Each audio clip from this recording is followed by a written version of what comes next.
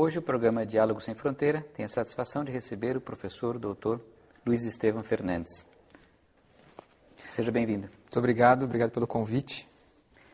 O professor Luiz Estevam, ele é professor da Federal de Ouro Preto, mas desenvolve pesquisa de pós-doutoramento aqui no Departamento de História da Unicamp, sob orientação, sob supervisão do professor José Alves.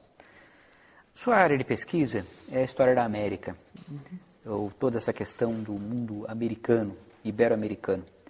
A primeira questão que eu gostaria de pôr para você é como surgiu esse interesse para você e por que você acha que um jovem brasileiro se interessa pelos países ibero-americanos? Bom, acho que há várias possibilidades de resposta, né? A pergunta é muito interessante nesse sentido. Para mim, o tema surge como uma possibilidade de pesquisa ainda na graduação, assistindo algumas aulas de História da América, à época o professor Hector Bruy,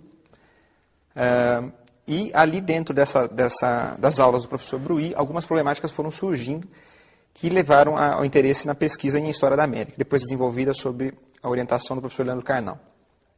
Eu comecei pesquisando a história religiosa da América, em especial a presença dos franciscanos, e no mestrado a possibilidade de pensar como esses franciscanos foram lidos depois no século XIX, esses franciscanos do século XVI, que em especial o padre que eu pesquisava da virada do século XVI para o XVII, são resgatados no século XIX.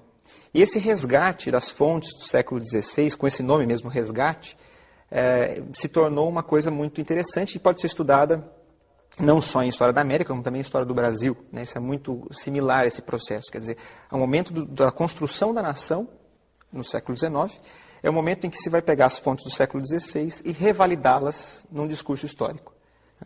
Então, acho que esse é o interesse que me motivou, no primeiro momento, a pesquisa.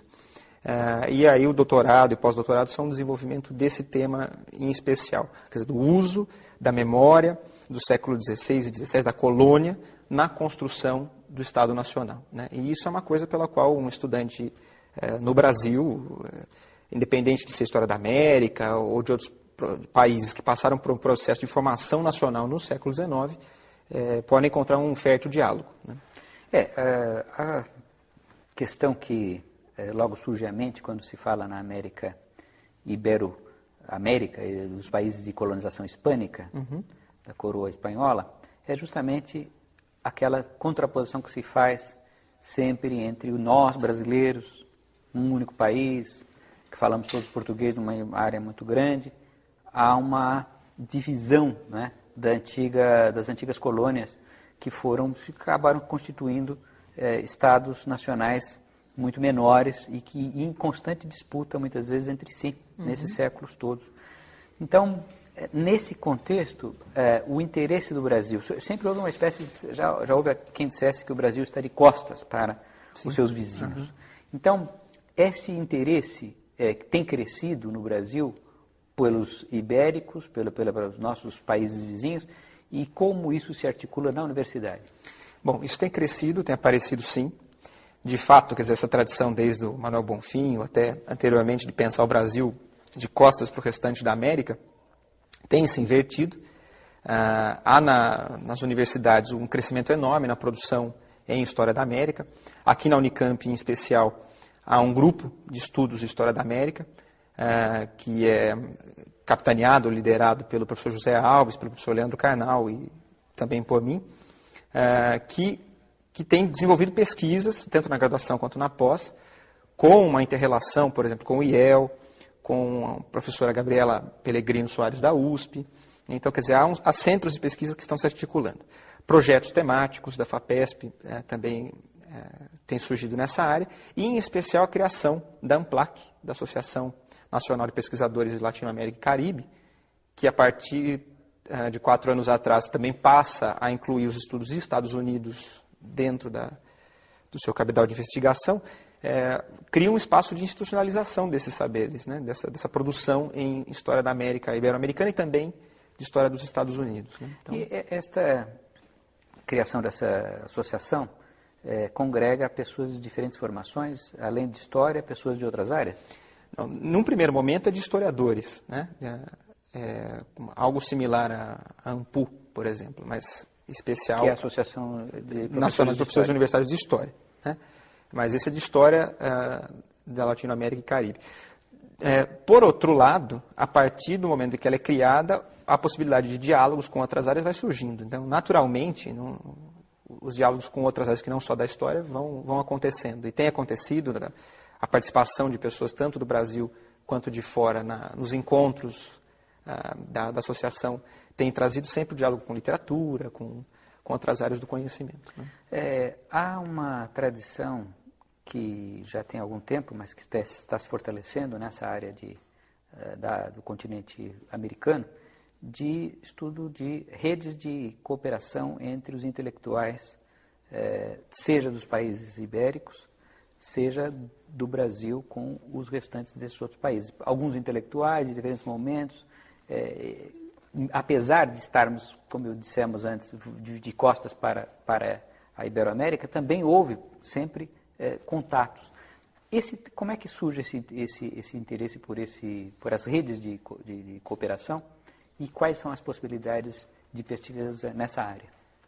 Bom, vou falar um pouco da pesquisa que eu estou desenvolvendo no atual momento aqui no Departamento de História, que é justamente sobre isso. Né? Então, eu pesquiso, especialmente nesse momento, uma formação de uma dessas redes, que é entre um intelectual mexicano e um intelectual norte-americano, em meados do século XIX. Quer dizer, então, essa é uma possibilidade. Né? Há outras. Quer dizer, essas redes de cooperação se formam até hoje. Né? Quer dizer, há contatos entre uma universidade e outra, entre um certo grupo de pesquisadores com outros. No século XIX, em meados do século, é preciso lembrar que não há formação profissional ainda de historiadores. Então, quer dizer, talvez nem muitos dessas pessoas que escreviam história se diziam historiadores. Né? Eles são literários, aparecem como bibliófilos, né? Mas poucos se denominam historiadores mesmo. Então, nesse caso, são dois intelectuais antes da formação das academias, né? Das academias científicas nesse sentido. Então, num período chamado de amador na ciência, onde essas trocas se tornam necessárias. Né? Quer dizer, eles são pessoas muito abastadas, o Icas Balseta, no México, o intelectual conservador, católico, muito jovem quando começa a travar esse diálogo com um norte-americano, de Boston, que já eram de muito renome na América, que era o William Prescott. Então, ambos de família muito rica, muito abastada, que usam esses recursos próprios para aquisição de manuscritos, tanto na Espanha quanto em outros locais da América, publicam esses manuscritos e os usam nas suas obras. Né? E eu pesquiso justamente o diálogo entre esses dois, que se deu por meio de quase 50 cartas trocadas ao longo de 10 anos. Né? Ainda na juventude do Joaquim Garcia Icas Balseta e já na maturidade do William Prescott, quando ele já era o grande historiador da América no continente. Né? Na verdade, o impulso que ele dá à produção de histórias é fantástico, né? A partir de 1837, quando publica seu primeiro livro. Nesse caso específico da relação entre dois intelectuais, um mexicano, outro norte-americano, você detecta nessas leituras que você tem feito, na análise dos documentos, aquelas questões, digamos assim, subjacentes. Você disse que ambos eram ricos, abastados, mas com tradições muito diferentes. Quer dizer, Sim. O católico, o outro protestante. Quer dizer, num país, nos Estados Unidos, estamos falando de um país ainda derivado daquela vaga puritana original. Quer dizer, como essa divergência de visão de mundo desses dois personagens se manifesta nessas cartas? De formas contundentes. Né? A própria forma pela qual eles se aproximam. Né? Quer dizer, então vamos pensar o que é ser um intelectual como o Garcia Icas Balseta, que tinha 23 anos quando escreveu a primeira carta, está no início da sua carreira como intelectual, e como é que ele vai buscar o William Prescott? Através do intermédio de alguém mais poderoso que já tinha contato com ele, né? Que era o Lucas Alamán, que na época quem é um intelectual mexicano também, que é chefe do Partido Conservador, do efêmero Partido Conservador, do qual ele é o grande líder. Então, através de uma figura já de renome, ele vai buscar o contato do Prescott. A ideia era traduzir um livro do Prescott para ganhar dele favores. Né? E com isso, poder pedir, olha, já que eu tenho uma dívida moral, que com essa tradução o Prescott teria ficado preso a ele, ele poderia pedir manuscritos que lhe interessavam, que tinham sido publicados na História do México, que o Prescott lançara 4 anos antes. Por outro lado, o Prescott já tem uma outra visão. Nas cartas ele diz, olha, não precisa nem traduzir o livro, você me manda o dinheiro e eu te mando o livro. Um pragmatismo fantástico. E tem algumas trocas que chegam a ser hilárias, né? Quando, por exemplo, o Casbalceta reclama que está demorando muito para chegar uma cópia de um manuscrito ou uma tradução que ele tinha pedido. E o Prescott, por sua vez, vai dizer, olha, mas vocês espanhóis têm que se aproveitar dessa cota de paciência que parece inata a vocês, né? Ou seja, não tinha medo de ser irônico com o colega mexicano. De forma alguma, né? O que vai provocar ira, né, do outro lado. Quer dizer, então, apesar de eles serem chamados, eu acho que essa é uma das coisas interessantes que eu estou tentando levantar na pesquisa, há um rótulo, são historiadores românticos e amadores.